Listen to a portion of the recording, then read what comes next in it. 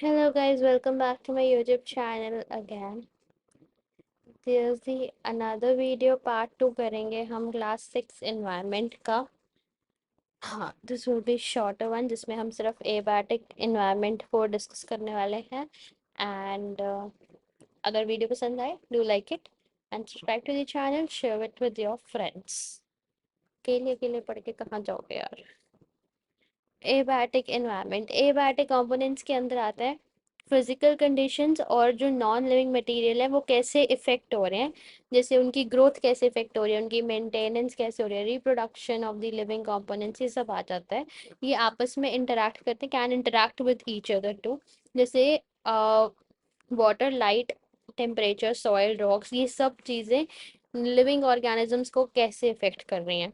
उनकी कुछ एग्जांपल्स हम नीचे डिस्कस करेंगे. These non-living components form the physical या फिर abatic environment in the nature. Water को सबसे पहले डिस्कस करते हैं. वाटर एसेंशियल है अपनी ग्रोथ की, सबकी ग्रोथ के लिए एसेंशियल है, ये हमें पता है. हम काफ़ी डिफरेंट चीज़ों के लिए वाटर को यूज़ करते हैं. तुम बिना पानी के तो नहीं रह सकते. पानी तुम्हें पीने के लिए चाहिए, नहाने के लिए चाहिए, नहाते तुम हो नहीं पर फिर भी चाहिए, कुकिंग के लिए चाहिए. और एनिमल्स और प्लांट्स जो हैं वो वाटर के बिना तो नहीं रह सकते. It is used for the irrigation of the crops.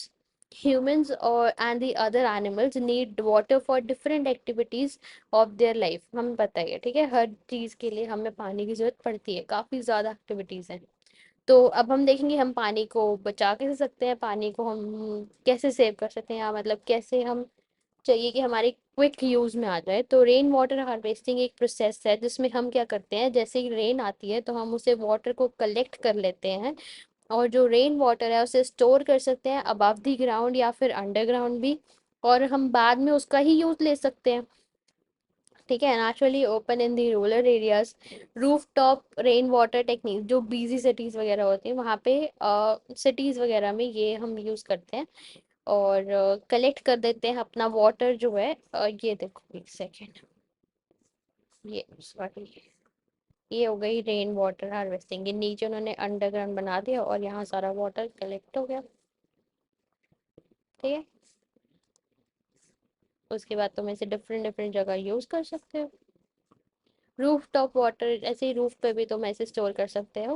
Hair the rain water can be collected at the roof top. Terrace, terrace के ऊपर तुम वहाँ पे वाटर को कलेक्ट कर सकते हो.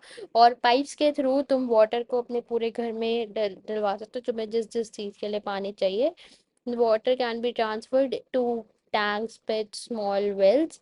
Water is very likely to get impure. It should be used for household purpose only. अब रेन वाटर है तो प्योर तो नहीं मिलेगा तुम्हें. तो अगर तुम डायरेक्टली बिना प्यूरिफिकेशन के वही वाटर यूज कर रहे हो तो सिर्फ हाउस होल्ड पर्पसेस के लिए यूज़ करना, मतलब ड्रिंकिंग और कुकिंग वगैरह तो अवॉइड करना उससे, क्योंकि पानी साफ ही नहीं है, तुम बीमार हो सकते हो. और अगर तुम्हें ऐसे उसे करना है तो वो फिल्टरेशन और प्योरिफिकेशन करो वाटर की, उसके बाद यूज़ करो. हमारे जो हम पानी पीते हैं वो प्योरिफाइड आता है, और एज कंपेरेटिवली ये वाला जो होगा वो प्योरिफाइड तो नहीं होगा.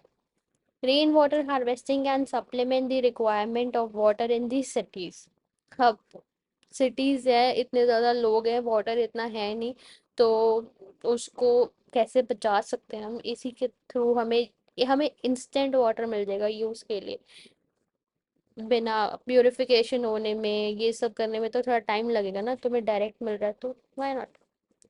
सब सॉइल वाटर लेवल बढ़ जाएगा, मेंटेन करेगा, इंक्रीज करेगा greenery in the urban areas. Rain water that falls on the roads और द कंक्रीट एरियाज जो हैं वो ज़्यादा, rain water that falls on the underground untreated ground या फिर कोई भी recharging the ground water seeps into the ground water. Rain water को हम डिफरेंट वेज में यूज़ कर सकते हैं और डिफरेंट मेथड्स हैं उन्हें कलेक्ट करने के लिए. और डिफरेंट एरियाज भी हैं, तुम सिटीज़ वगैरह में मेनली करना चाहोगे क्योंकि वहाँ पे वाटर रिक्वायरमेंट बहुत ज़्यादा है. मतलब ऑफ कोर्स अर्बन एरियाज में, रूरल एरियाज में भी है, बट वहाँ डायरेक्टली तुम अगर बारिश आ रही है तुम्हारी क्रॉप्स ऑलरेडी वाटर हो गई, तुम्हें उसके लिए स्टोर करने की जरूरत नहीं है, रेन वाटर हार्वेस्टिंग यहाँ करने की ज़्यादा जरूरत है। Innovative water collection methods can need to be used in different areas to collect and use the rainwater. Air की बात करें, हमें पता है हर ऑर्गेनिज्म के लिए air is important. Air mixture होता है डिफरेंट। एयर से मतलब ये नहीं होता कि oxygen, air mixture of gases है। उसके अंदर ऑक्सीजन मिल जाएगा, नाइट्रोजन मिल जाएगा, कार्बन डाइऑक्साइड मिल जाएगा, और हर गैस की अपनी ही एक इम्पोर्टेंस है। ज़रूरी नहीं कि हर मतलब प्रोज एंड कॉन्स की लिस्ट होती है ना, कोई चीज़ जितनी इम्पोर्टेंट है वो उसके साइड इफेक्ट्स भी होते हैं, तो वो पर इम्पोर्टेंट तो है। प्लांट्स और एनिमल्स जो है ऑक्सीजन यूज करेंगे रेस्पिरेशन के लिए, और प्लांट्स जो है कार्बन डाइऑक्साइड यूज करके फोटोसिंथेसिस करते हैं। प्लांट्स फोटोसिंथेसिस नहीं करेंगे, अगर कार्बन डाइऑक्साइड नहीं होगी तो प्लांट फोटोसिंथेसिस नहीं करेगा। फोटोसिंथेसिस नहीं करेगा तो तुम्हें खाना कैसे मिलेगा? तो photo carbon dioxide is also important. और इसके बदले फोटोसिंथेसिस जब करता है तो हमने बाय प्रोडक्ट में पिछली क्लास में देखा था, कि पिछले पार्ट 1 का लिंक मैं नीचे डाल दूंगी, तो वो देख लेना जिसने नहीं देखा। वो ऑक्सीजन कैसे रिलीज होता है, ठीक है? Besides oxygen, nitrogen, carbon dioxide, small amount of other gases, many bacteria and viruses, dust are also present in the air. Clean air essential है हमारी हेल्थ के लिए, एज क्योंकि वो हमें ऑक्सीजन प्रोवाइड करती है जो हमारी लाइफ के लिए नेसेसरी है। ठीक है। लाइट की बात करें कि लाइट पे कैसे डिपेंड करता है, तो natural light is provided to us. जो सन जो है हमें डे में लाइट प्रोवाइड करता है और मून रात में करता है। सन जो है ultimate source of natural light है। ठीक है। नेचुरल लाइट के अंदर प्लांट्स ग्रो करते हैं, अपना खाना बनाते हैं, और life on the earth is dependent on the sunlight. Plants जो है सनलाइट को ही यूज करके फोटोसिंथेसिस करते हैं। अगर ऑक्सीजन इंपॉर्टेंट है, कार्बन डाइऑक्साइड इंपॉर्टेंट है, क्लोरोफिल इंपॉर्टेंट है, तो वहां पे एक इंपॉर्टेंट फैक्टर सनलाइट भी था, पिछली क्लास में हमने डिस्कस किया था। लाइट जब फॉरेस्ट के अंदर पेनिट्रेट करती है तो as well as water bodies में भी करती है, तो जो एक्वेटिक प्लांट्स हैं वो भी सनलाइट ही यूज करते हैं। बट क्या होता है, जैसे जैसे हम डेप्थ में जाते जाएंगे ना, तो सनलाइट की अमाउंट जो है थोड़ी कम होती जाती है, decreases with increase in the depth of water. That is why very few plants are able to survive in deep waters. हर प्लांट वहां सर्वाइव नहीं कर सकता। कैसे डिपेंड करता है, अब जैसे मॉर्निंग ग्लोरी एक एग्जांपल है, कि अगर जब सनराइज होता है ना तो वो खिल जाता है। जैसे ही सन सेट हुआ तो वो बंद मुरझा के बंद हो जाता है, फिर वो अगले दिन फिर सुबह खिल जाता है। तो लाइट डिपेंडेंट हुआ ये। Please open during the day, close during the night. Sunflower जो है हमेशा सन की तरफ फेस करता है, और मॉर्निंग में वो ईस्ट की तरफ देखेगा और इवनिंग में वो वेस्ट की तरफ देखेगा। ये भी लाइट डिपेंडेंट हो गया। ऐसे ही कुछ एनिमल्स भी होते हैं, हम उल्लू कहते हैं। तुम जब रात को तुम जागते हो, मम्मा सुबह उठ के बोलती नहीं है उल्लू कहीं का। ठीक है, तो उल्लू क्या होते हैं, वो रात को जागते हैं, दिन में सोते हैं। एनिमल्स वैसे काफी ज्यादा एनिमल्स होते हैं नॉर्मली, तो वेरिएशन शो करते हैं हम कितनी लाइट मिल रही है उन्हें।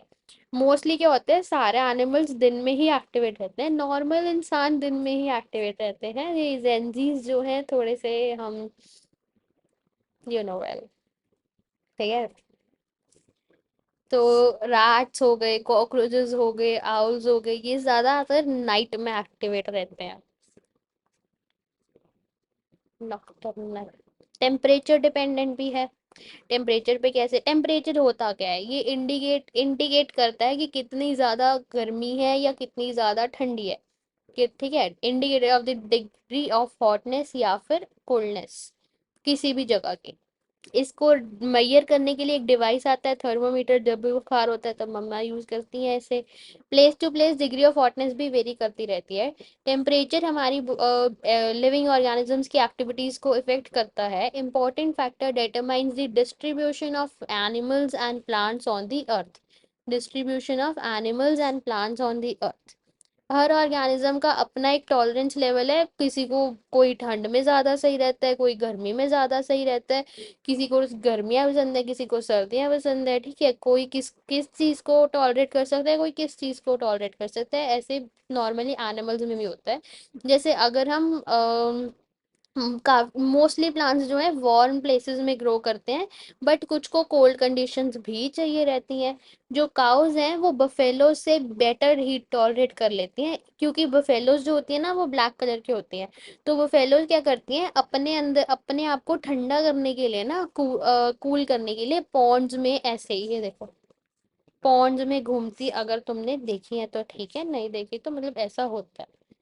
डू नॉट हैव, उनके पास स्वेट ग्लैंड्स नहीं होते, तो उनको गर्मी ज्यादा फील होती है, तो अपने आप को ठंडा करने के लिए वो पानी में जाके बैठ जाती है कि थोड़ा कूल डाउन करें अपने बॉडी के टेम्परेचर को, उनसे सहन नहीं होता। ऑन दी अदर हैंड जो कैमल्स है, वो इससे भी एक्सट्रीम टेम्परेचर डेजर्ट में जाके रहता है, उनके पास भी कोई स्वेटलैंड नहीं है, जिसके कारण उस जो वाटर लॉस नहीं होता बॉडी में से। और पता नहीं इतनी भरी गर्मी में हमसे यहाँ बिना पानी के नहीं रहा जाता, और वो इतनी भरी गर्मी में बिना काफी काफी दिनों तक बिना पानी के सरवाइव कर जाते हैं। पोलर बियर्स और पेंगुइन कोल्ड रीजन्स में रहते हैं। टाइगर्स एलिफेंट जो है हमेशा वार्म रीजन में मिलते हैं। ये कोल्ड रीजन के एनिमल्स हो गए, पोलर बियर हो गया, ये देखा ही होगा, ये तो तुमने देखा होगा, polar bear, penguin, tiger, elephant warm regions में मिलेंगे हमें। ठीक है, अभी कोई नहीं बोलेगा मैंने पोलर बियर पहली बार देखा। Soil another important abiotic factor है। ठीक है, प्लांट सॉइल के बिना तो नहीं रह सकते। सॉइल ही नहीं है तो प्लांट लगाओगे कहाँ तुम? फर्श पे प्लांट नहीं लगेगा, पॉसिबल नहीं है, अभी तक तो नहीं है। सॉइल प्रोवाइड्स वाटर और minerals to the plant. Plant को वाटर और मिनरल प्रोवाइड करने का काम भी सॉइल ही करती है। Important for their growth, home to organisms that lives in soil. काफी माइक्रो ऑर्गेनिजम्स, अर्थवॉर्म्स जैसे वगैरह, वो सॉइल के अंदर ही रहते हैं, तो उनका घर है सॉइल। सॉइल इंपॉर्टेंट फैक्टर है।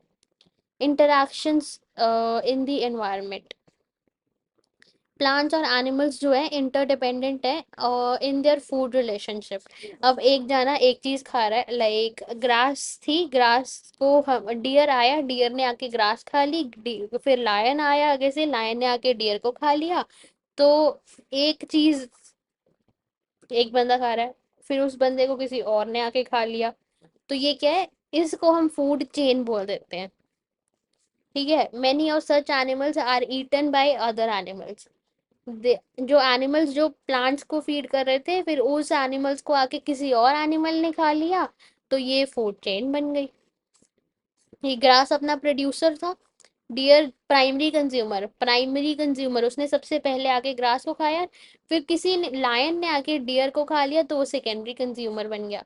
कार्निवोर बोल देते हैं जिसको, ये हम पिछली क्लास में डिस्कस कर चुके हैं।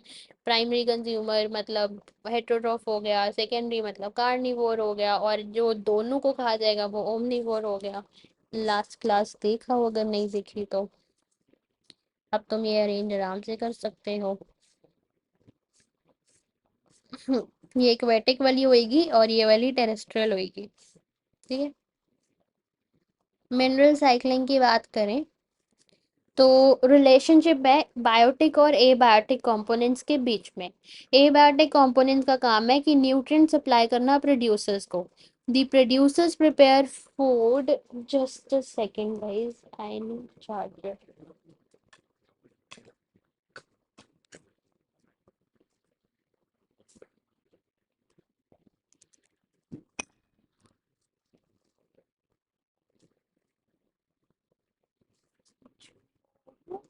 प्लग ऑन नहीं किया।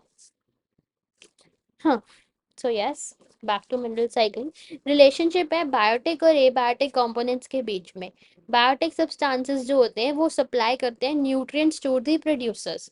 The producers prepare food for the consumers. Producers अपने लिए तो खाना बनाते ही बनाते हैं, फोटोसिंथेसिस करेंगे तो ये थोड़ी अपने पास रख के बैठ जाएंगे प्लांट्स, हम भी वही खाते हैं ना, एग्जैक्टली exactly। तो हाँ, उसके बाद जब प्रोड्यूसर्स और कंज्यूमर्स की डेथ हो जाती है तो डीकम्पोजर्स आ जाते हैं। डीकम्पोजर्स भी हम डिस्कस कर चुके हैं।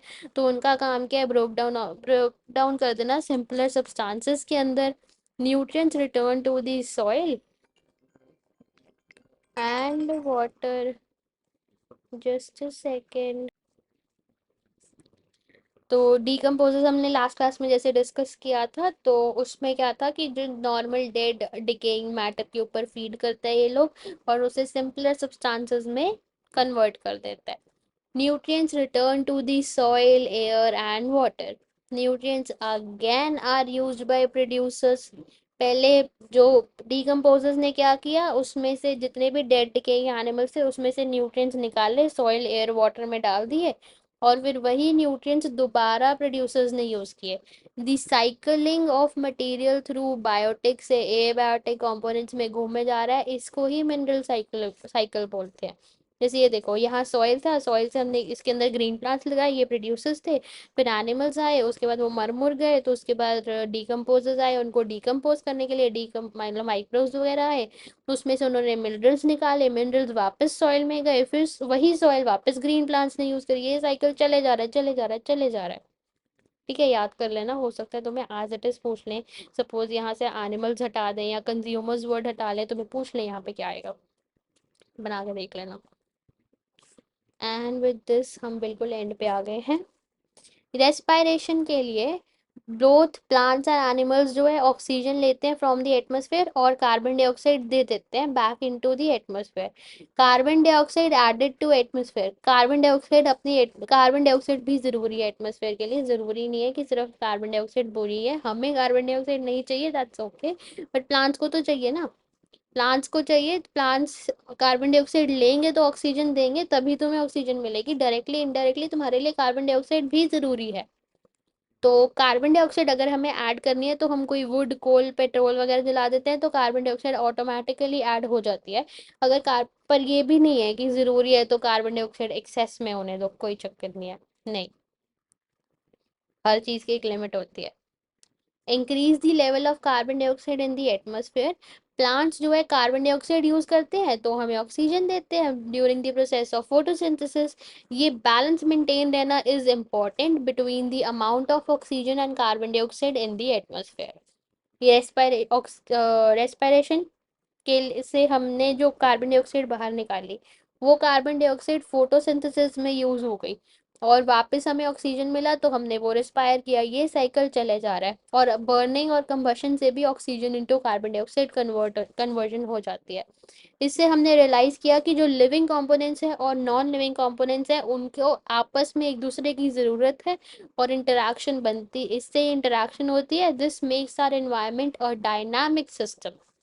और रही बात कीवर्ड्स की और बैक एक्सरसाइज की, तुम्हें नेक्स्ट वीडियो में मिल जाएगी.